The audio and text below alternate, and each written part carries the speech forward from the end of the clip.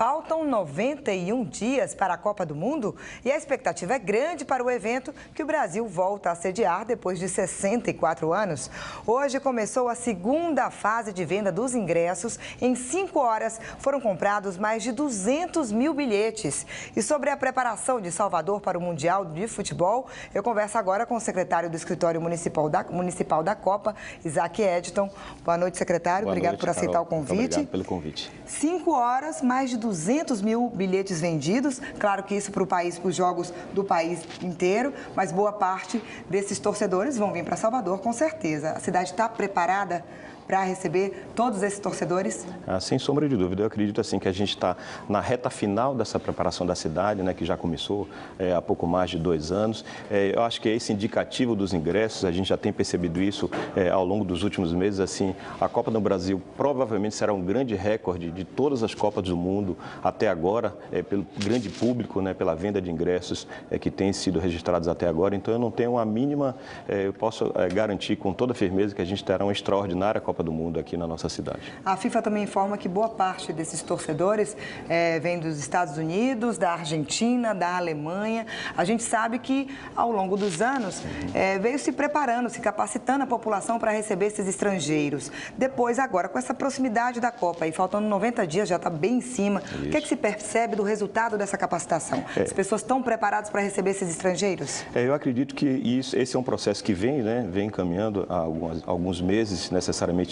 Principalmente agora, eu diria que depois ficou muito claro para nós quais as seleções que vão estar aqui na nossa cidade. A gente já tem muito claro isso, todas essas seleções. E o que acontece de muito interessante também é o seguinte, é que o empresariado começou a perceber a grande importância disso para a nossa cidade. Ou seja, aquele preparativo que estava de uma forma um pouco, eu diria, mais amena, ele agora entra na reta final. Acho que os empresários se perceberam essa importância, e especialmente aqueles que participaram de todos os processos de capacitação até agora, como o Pronatec, as capacitações onde tem a participação da Prefeitura, do Governo, das organizações do Sistema S, enfim, a gente acredita que, de fato, essa reta final no que diz respeito à qualificação será muito importante para que a gente possa ter uma entrega muito bem sucedida na Copa do Mundo de toda a sociedade como um todo. Mas não há como ter uma certificação disso, né, secretário? Alguns projetos têm certificação, mas o que a gente percebe é que, embora toda essa movimentação de qualificação, a gente ainda tem, infelizmente, um nível de serviço ainda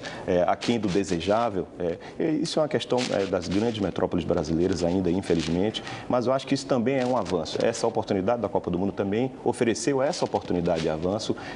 Vultosos recursos estão sendo investidos nesse processo, e que, de fato, também é um legado importante para uma cidade como Salvador, de se preparar para este evento e qualificar as pessoas, a própria área empresarial e o próprio setor público também tem participado desse processo de qualificação e de requalificação, no sentido de que está sendo, eu diria que talvez seja um dos legados, eu diria um legado institucional importante para a nossa cidade, todo esse processo de governança de um grande evento internacional. Você imaginar onde você tem um evento, onde você tem a participação de organismos do governo federal, do governo estadual, da prefeitura, dos membros do comitê organizador local, que já vem se preparando há pouco mais de 2 anos para entregar um evento que é de importância para todos. Ou seja, isso está sendo um aprendizado muito importante para o setor público, no sentido de se articular em torno de um objetivo comum, que é de entregar uma Copa do Mundo para uma cidade como Salvador. Isso é de extrema importância para nós. Mas não tem como se falar em Copa sem falar dos desafios que todo mundo se pergunta sempre, né? Transporte, segurança e também trânsito, claro. Claro.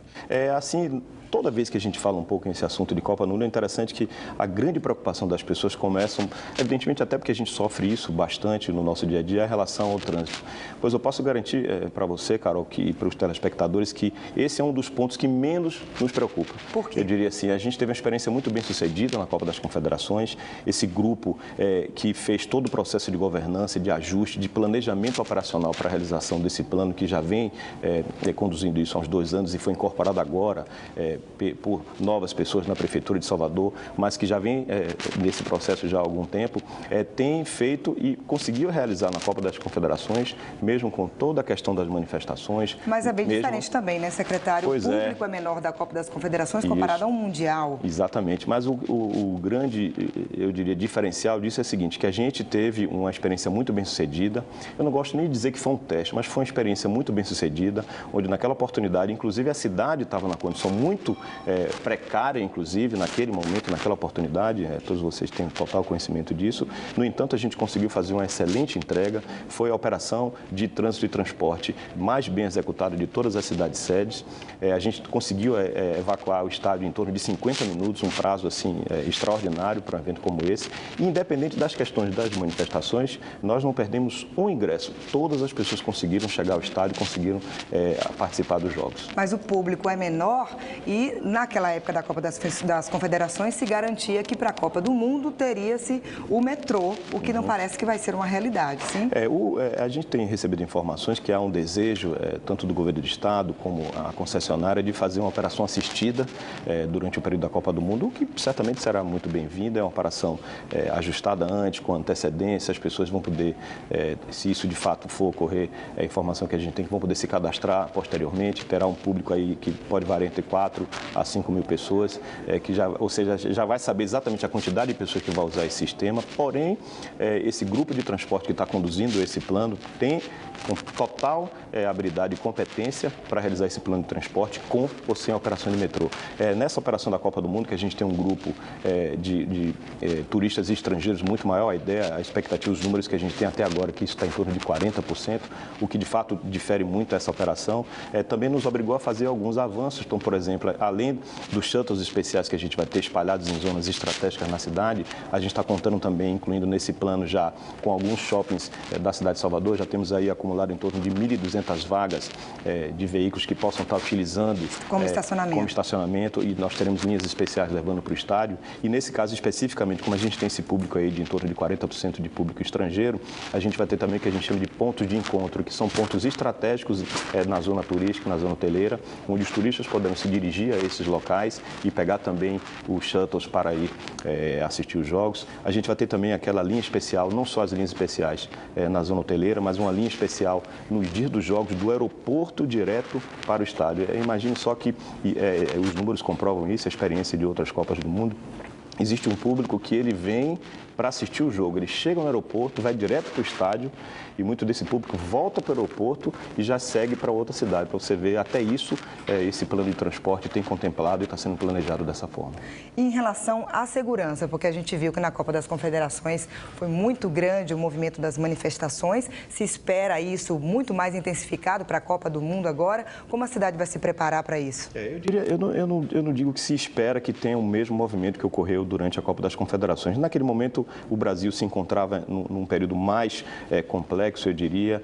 Eu posso dizer que naquela oportunidade existia todo um contexto de uma parte bastante espontânea de pessoas que participaram daquele processo. Nós não estamos conseguindo perceber isso para, pelo menos as informações que a gente recebe para a Copa do Mundo. Evidentemente que, por outro lado, tem todo um monitoramento de possíveis interferências de vandalismo, coisas desse tipo, de grupos organizados, o que difere bastante do que aconteceu da Copa das Confederações. Mas a gente está assim, a diferença também é que todo o aparato de segurança, ele está exatamente se preparando e muito nessa questão, não só as áreas de inteligência, mas toda a parte operacional. Então a gente acredita que, caso isso venha a ocorrer, a gente não, é difícil ter uma bola de cristal e prever a que magnitude isso pode acontecer, mas eu não tenho dúvida e tenho muita confiança de tudo que a gente vê do plano de segurança, que isso também poderá ser contornado de uma forma bastante competente, e a gente espera, evidentemente, que não aconteça. E na área cultural, em relação à Copa, a Prefeitura já anunciou que vai fazer 2 dias de carnaval, é isso?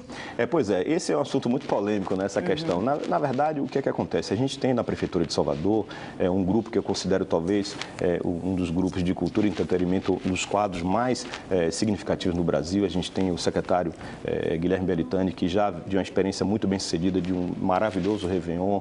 A gente teve agora também o melhor carnaval de todos os tempos, e a gente tem a Eliana Dumê, a gente tem Fernando Guerreiro, a gente tem uma equipe que está preparando um planejamento de extrema, eu diria, importância para a nossa cidade, para um mês de atividades na nossa cidade. E evidentemente que uma das manifestações que deve ocorrer dentro de todo esse planejamento cultural e de entretenimento da cidade é uma manifestação que envolva características da nossa música, da multiculturalidade que existe. Mas a ideia é fazer um segundo carnaval com blocos, trios elétricos, ou trazer mais uma coisa regionalizada, puxar que é num período de São João, por exemplo? Na verdade, assim, porque é lógico que é natural até pelo apelo que o carnaval tem, e até um pouco muito do que já se foi dito a respeito do carnaval especificamente, mas a gente ainda não tem como é o nome dessa atividade e o formato, porque na verdade isso vai ser encaixado dentro de uma programação de 30 dias. Chegou a se falar em desfile de 15 blocos? Desfile de blocos, isso ainda existe muita especulação a respeito disso, mas na verdade esse plano está sendo detalhado, não só este evento como um só, mas como todo um planejamento operacional de diversas atividades que não vai só caracterizar o axé, mas o pagode, a cultura, a afro, ou seja, na verdade o próprio carnaval em si de Salvador ele já é multicultural, ou seja, cabe tudo, inclusive, lógico, o forró, as manifestações juninas, que com certeza serão contempladas nesse planejamento de uma programação de entretenimento que vai acontecer na nossa cidade. Secretário, muito obrigada. A gente espera, claro, que seja uma ótima Copa para os baianos e para os turistas que visitarem a cidade. Estamos trabalhando para isso. Muito obrigado a vocês pela oportunidade. Obrigada. O Band Cidade de hoje termina aqui. Você fica agora com o Jornal da Band. Obrigado por sua companhia. Novamente amanhã. Uma boa noite para você.